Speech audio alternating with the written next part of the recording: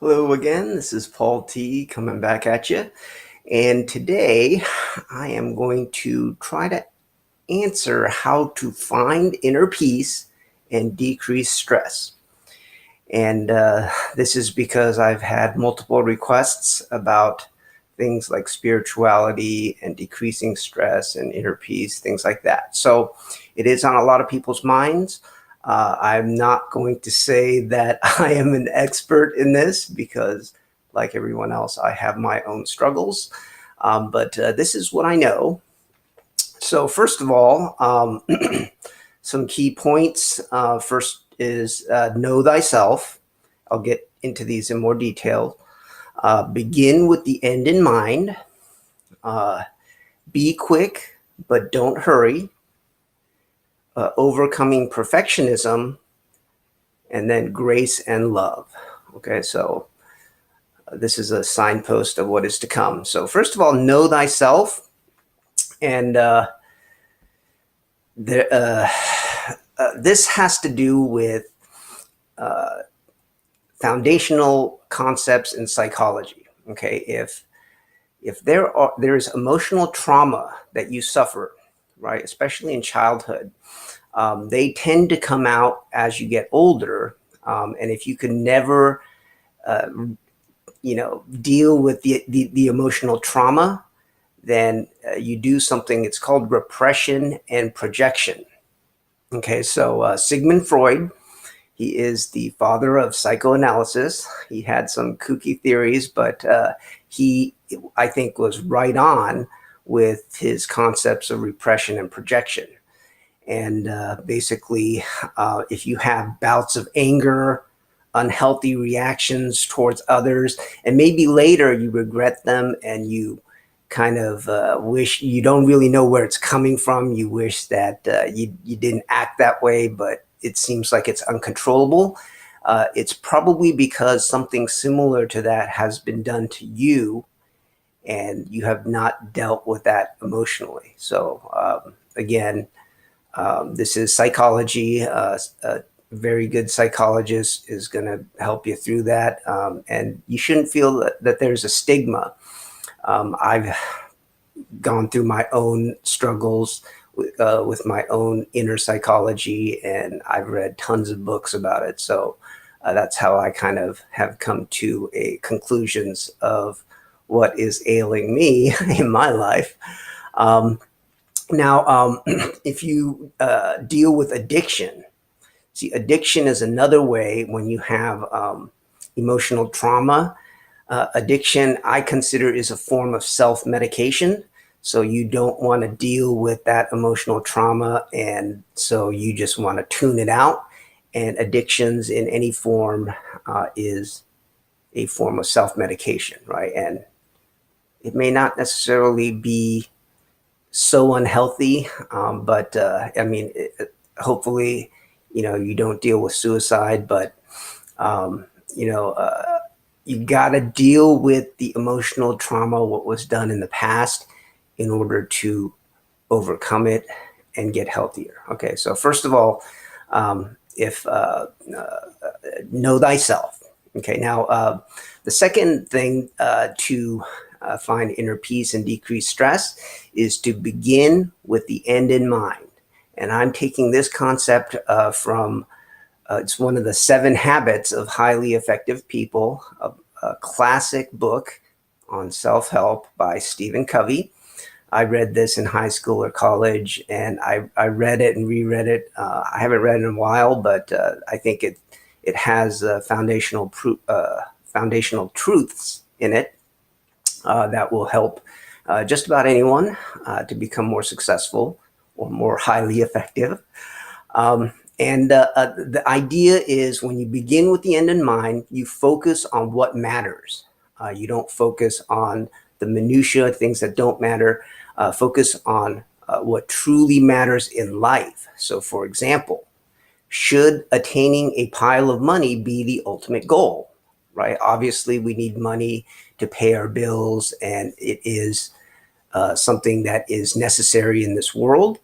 But should that be the ultimate goal? Right? And you answer that question for yourself. And, in terms of what truly matters, I have come to the conclusion that our time, is the most valuable commodity which we have.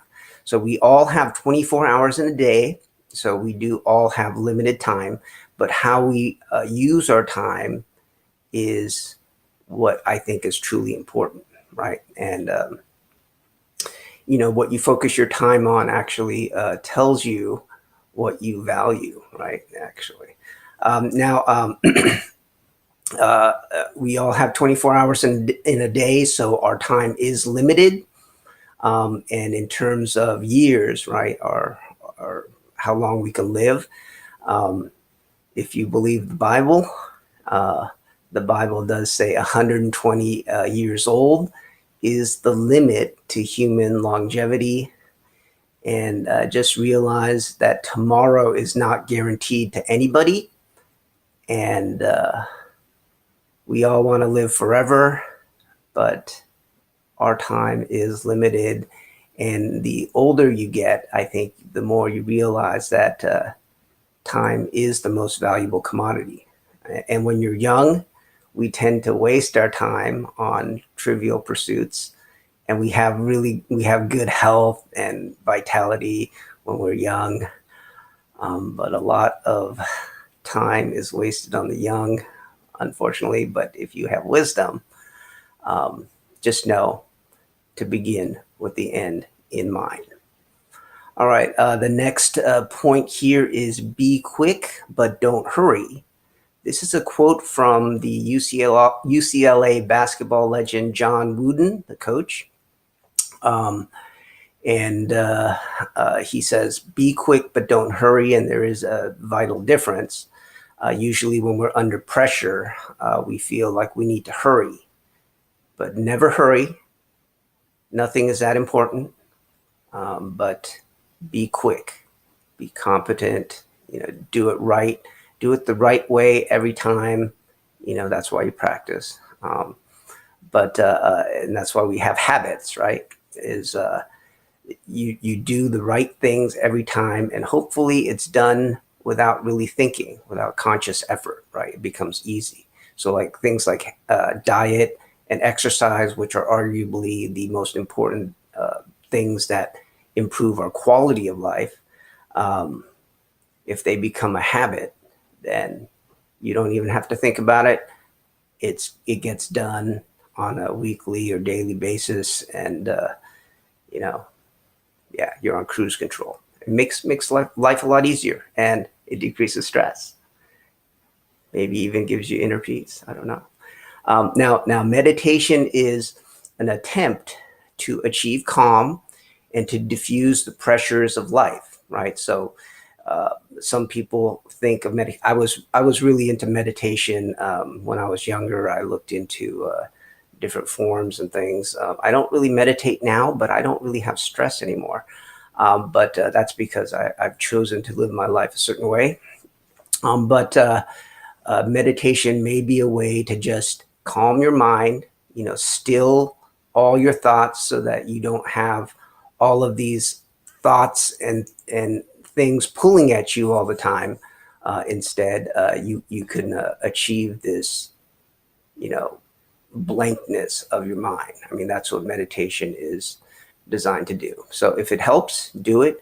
Exercise is also good, I think, because uh, when you're pushing yourself, right, and you're sweating and your heart rate's up, the pressures of life seem different, right?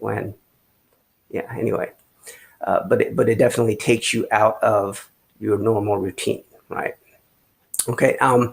The next thing is overcoming perfectionism, and this is something that I struggle with. And when you put the pressure on yourself to be perfect, it is oppressive, to say the least, and it actually could be, reason for depression. It could be or lethargy. You actually end up doing nothing, right? And that's sort of a struggle that I have. But the question to ask yourself is is it a piano, right? Because a piano has to be tuned perfectly. And most things are not a piano, like this, like making these videos. Who cares if I make a mistake, right? Honestly. But there's something called an 80-20 rule. So 80% uh, is good enough, right? For example, like charging a Tesla battery or any electric battery, right? To get to an 80% charge is much faster, but to charge it up all the way to 100%, that last 20% takes a lot more time, right? So I think that's true of anything. For example, if you're doing chores around the house, if you vacuum or clean the toilet, right? It doesn't have to be 100% perfect. You don't have to eat off the floors or get every single nook and cranny. 80% is good enough, and get it done to 80%. And then as it becomes a routine, 80% is going to keep it clean, right? And whatever. Anyway, so overcome perfectionism. Most things do not have to be done to 100% standard, right? And that's true of just about anything in this world. The last thing is grace and love. And I think this is actually really perhaps the most important thing. Okay. If you don't believe in God, then I guess you could tune this out. But you should know that there are many proofs that God exists. But anyway, know God truly loves you. Okay, if you know this, if you know that God truly loves you, then you also know that heaven is waiting. And heaven, if you kind of even have an idea of what heaven is like apparently, right? This is from what my understanding. God exists out of time, so that's how God knows the beginning from the end. But we exist in time, and we're in this world which is fallen, and it's got problems, and it's filled with people, and we're all imperfect, and we cause problems for other people and try to exploit other people, and that's this world. Okay, so we're in this world. God has created this world and created us, but He is outside of this world. Um, and, and the idea of grace. Okay, grace is an undeserved gift, right? You do not need to do anything to earn grace, but pretty much we are all imperfect, and God demands perfection. Okay, and that is true, and God's perfection is 100%, right? So if you're 99.9999% perfect, it doesn't cut it with God. But God has given us an undeserved gift. God has given us a pass. He has made a sacrifice. And so we can all, as human beings, we're considered as children, and we can all go to heaven. And it's done. Nothing that you have to do to earn God's love or earn God's grace. Okay, so if we could earn grace, then it wouldn't be grace, right? So knowing that, hopefully, I mean, it's changed my life, because I used to make fun of Christians in high school, because I was that type of guy. And unfortunately, I've done a lot of things in my life that I regret. But hopefully, this does help. And hopefully it does. This video helps you to find inner peace and decrease stress if you follow those points. Until next time, and if you like it, please spread this on social media and like this video. Thank you. Bye-bye.